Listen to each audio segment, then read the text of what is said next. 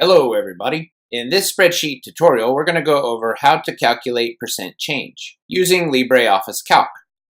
Okay, so here we have a data set with 12 months of data, and let's just say that this is the amount you were able to put in savings for 2 years, 2016 and 17.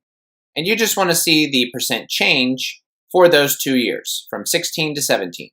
We're going to go over 2 ways that you can calculate the percent change. First, using this formula, and second, using this formula.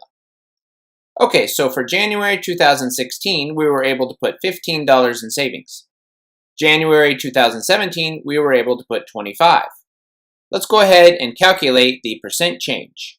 Equals, in round brackets, we first want to put the new, which would be 2017, minus the old, 2016, close your round brackets, and then divide by the old or the original.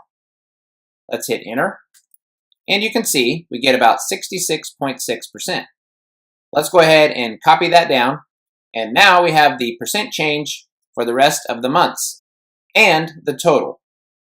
Now we can do the same thing using this formula, which is new divided by old minus 1 equals new divided by old minus 1.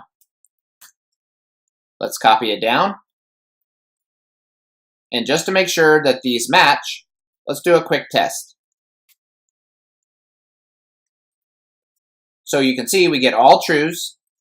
All of the percent change calculations using this formula match the percent change calculations for this formula. A couple quick notes. To get these percent change calculations in their final form, you could either multiply them by 100 or you could just use the percent formatting here. Okay?